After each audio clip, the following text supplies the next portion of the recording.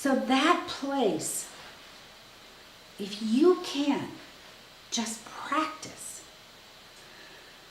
beginning contemplation like this, and when you stumble upon shame, because it'll come up,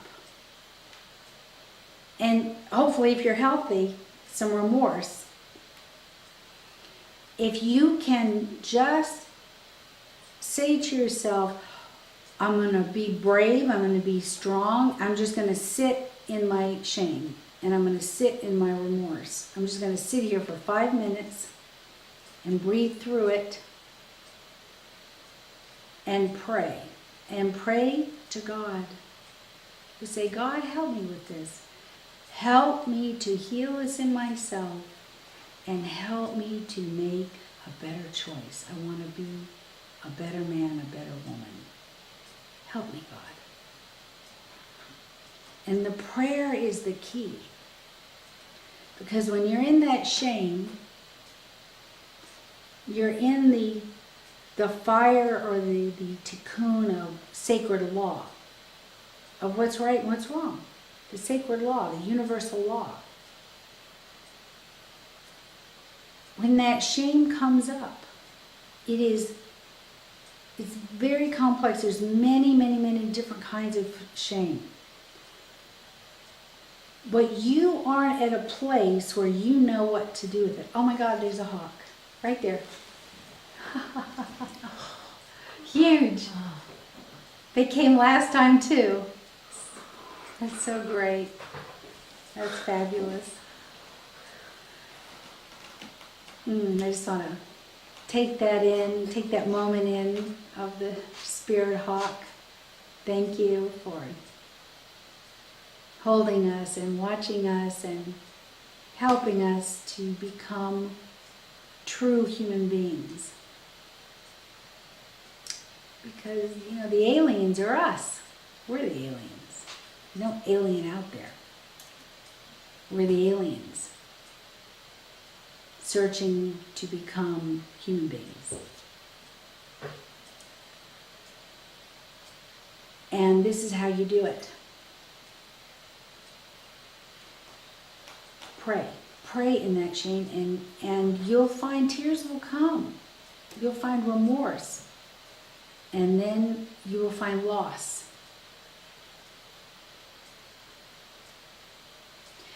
And now you may have to go to work. And you're sitting here. The pattern would be, button up the hatches fast. Don't be in this vulnerable space of fragility. So you want to pray. And you just say, God, this is something I'm going to have to revisit. Help me. Help me. Help me today. Stay with me. Walk with me. Take a deep breath. Call the archangels. Call the pyramids. Say, help me. I'm going to try to be a better human being today. I won't be perfect, but help me. That's the practice. That's the practice. And you do this practice every day. Just try it for 30 days. Just try it. See what happens. Because you will transform. And then if you do it past 30 days, what will happen? And what will happen is, or what's happened for me, because I've been doing this practice of contemplation now for probably about 10 years, 10 or 12 years. This practice of contemplation comes from Musar Kabbalah. And Musar Kabbalah is the Kabbalistic teachings of the Rabbi Musar about about psychology. And interestingly enough, people don't know it, Freud, Jung, they studied Kabbalah. They knew Kabbalah. This all comes from the Kabbalah that's in the Talmud. And it comes from God. So in Kabbalah, you have the Musa Kabbalah, the contemplation, and then you have the transcendence. Right now, from what I see in the world, the Kabbalah that's being taught is all intellectual. Everybody's in their heads. And that's a first step. But there's more. That's why I want you to learn the first step and get it out of the way, so I can take you to the more, because I don't feel like teaching the first step. The intellect, but you want to get that first step, okay?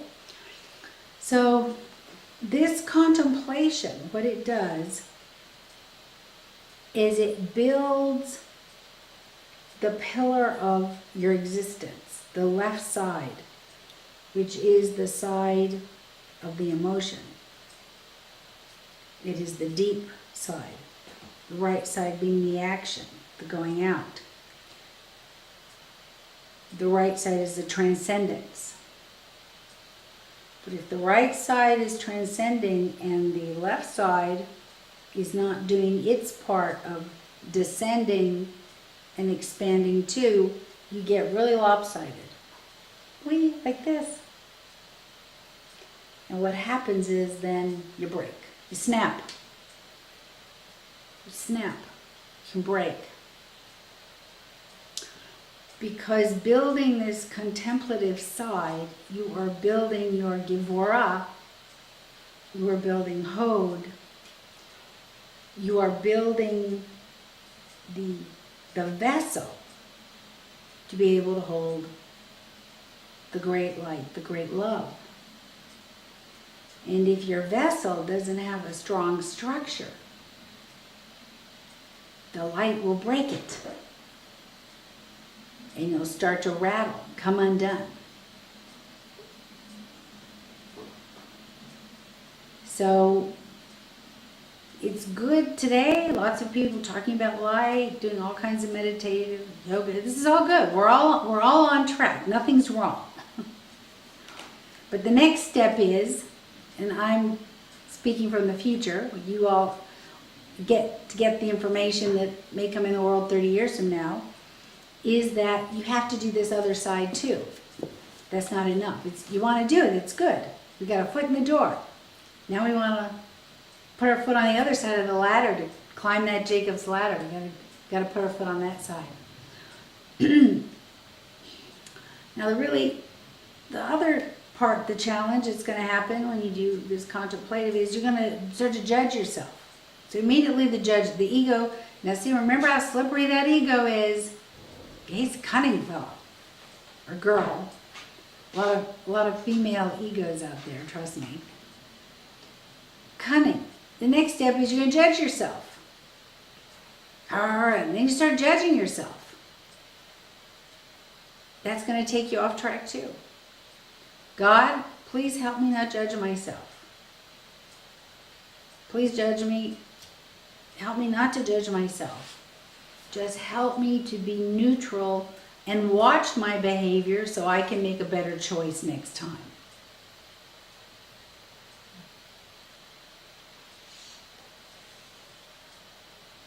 Now, that's all fine and dandy, but I just want to give you a little hint. If you do all this contemplative work in the morning, and then you leave it behind, and it doesn't change your actions, it doesn't change what comes out of your mouth, or how you behave, you have a cutoff, you have a separation.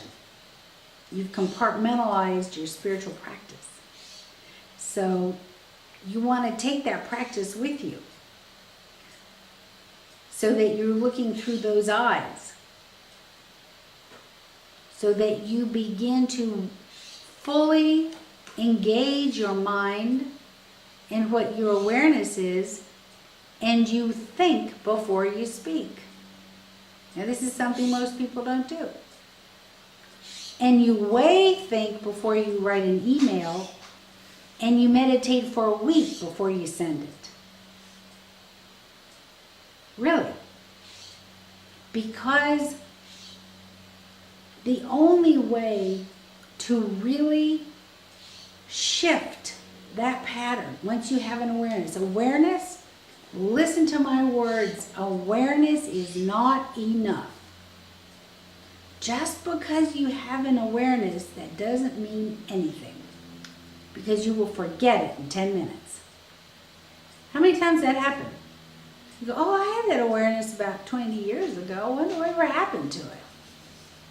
Then you're looking at your life and you're like, why didn't I pay attention to that awareness? Because the ego is going to just come right in and snuff it out and tell you to go eat another pint of ice cream because life is hard and who cares anyway? Let's just get fat. Who cares? Right? The ego's just going to come in. Don't work out. Don't take care of yourself. That's what's going to happen. So this is what happens. So you've got to be smarter. You got to be brighter. You got to outwit the ego. And you have to know that it's about action. And when you're rewiring deep patterns of self-sabotage and negativities, you must also begin a practice of not talking. Really, I mean it. You just don't talk. And you can always get out of a situation if you're gets a raw, it's like, whoa, it's just right on the tip of my tongue. And you're like, whoa, if I open my mouth, I don't have control. See, everybody, you're trying to control the outer world, you're trying to control other people, you can't control your own tongue. Try controlling your tongue. It's not hard, it's not easy. Really, try it. You just know you got to say something to somebody because they need to hear it. Just try not saying it. You're going to go back in that fire again. It's not going to be shame, it's going to be a different fire, but you're going to feel it. You're going to feel it in your body. You're going to be like, oh, I'm heat. I'm heat. So you have to know what to do with that heat. Take a long walk. Walk fast. Go work out. Paint if you're an artist. Sculpt. Write if you're a writer. Act if you're an actor. Go for a swim. Work it out. Work it out through something. If you're a swimmer, okay, you're going to try to swim this thing faster. You're going to pump a little more. You're going to do one more rep. You're going to finish that painting. You just put it in. Put it in. That's your gift. Don't keep it in and let it chew you up so you can feel bad about yourself. Work it. Create with it. And when you've worked it through and you've created it and you've taken a deep breath, trust me, you're going to do this. You know, I really don't need to send that email. I mean, like, why? You know, I really don't need to say that to them. I mean, really, what's the point? That's where you're going to get. And then you're going to have peace in your life. And you're going to have serenity.